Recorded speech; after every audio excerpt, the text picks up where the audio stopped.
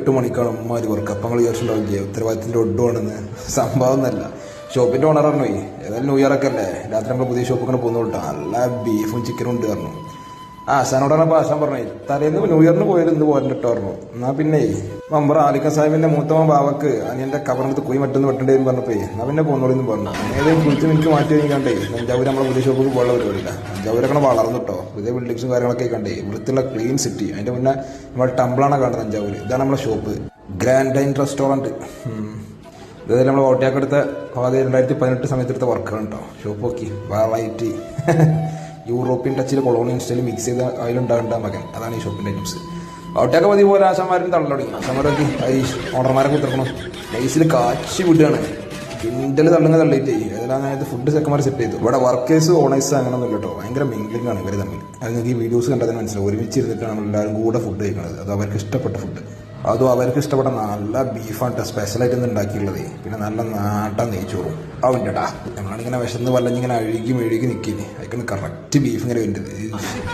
അതിങ്ങനെ റൈസൊക്കെ മിക്സ് ചെയ്ത് അടിച്ചാൽ ഒട്ടിയൊക്കെ നെയ്സിൽ തള്ളുകൊണ്ട് കേട്ടോ. അങ്ങനെ എല്ലാവരും കൂടിയുള്ള സൗഹൃദപരമായിട്ടുള്ള ഒരു ആജീവനാന്ത ഫുഡടി. അത് പച്ചക്കം പല്ല് കുത്ത നോക്കി അടിച്ചിങ്ങനെ കയറ്റി ഇരിക്കുകയാണ്. സീഫ് കേട്ടോ എല്ലാം ജീവനം തിന്നിട്ടേ ബൗട്ടിയൊക്കെ 4 പ്ലേറ്റ് ബീഫാ കാലി വെക്കി. അപ്പോൾ ഏതെങ്കിലും അങ്ങനെ സലാം പറഞ്ഞിട്ട് വരിക. അപ്പോൾ ബാക്കി നാളെ ചെക്കന്മാര് കോൺക്രീറ്റ് കേട്ടോ, പുതിയ സ്വിച്ചാണ്, വെള്ളം നനക്കാനുള്ള പുതിയ സ്വിച്ചാണ് കേട്ടോ.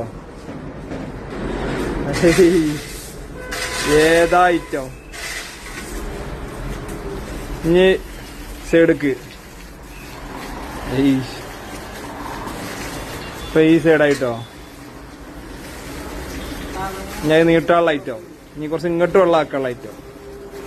ബക്കറ്റ് യൂസ് ചെയ്യണ്ട, പാട്ട യൂസ് ചെയ്യണ്ട, വൻ പരിപാടി. ഞാൻ ഫുള്ള് ലോഡായി. ഞാൻ പുറത്തേക്ക് ഇങ്ങനെ പോണു. അവിടെ നാടെ ചാർജ അയ്യവാ. ഇപ്പൊ 4 ഭാഗത്തേക്കുമായി. Right ideas. ഇതൊക്കെയാണ് നമ്മൾ 2 ചക്കന്മാരാട്ടോ. കൽക്കത്തയിൽ നിന്ന് 17 വയസ്സായിട്ടുള്ളൂ. അടുത്ത മാസം എന്റെ കല്യാണാണ് എന്നാ പറഞ്ഞത്. എന്റെ മോനെ 17 വയസ്സിൽ ഫീൽഡിനാണ് ഓനൊക്കെ. അതൊക്കെയാണ് 24 വയസ്സിൽ 2 കുട്ടികള്. ഇവിടെ താക്കണു 28 വയസ്സിൽ ഫീൽഡ് ഔട്ട്. ഇപ്പുറത്ത് താക്കണു 45 വയസ്സിൽ ഫീൽഡ് ഔട്ട്. നമ്മളെ കേരളക്കാരൊരു ഗതില്ല, വല്ലാത്ത ജാതി. പൊന്നാര ചങ്കാളെ 2 ദിവസം മുന്നേ ഒരു വെൽഡിങ്ങിന് ആളാവശ്യമുണ്ട് എന്ന് പറഞ്ഞിട്ട് ഒരു വീഡിയോ ഇട്ടു.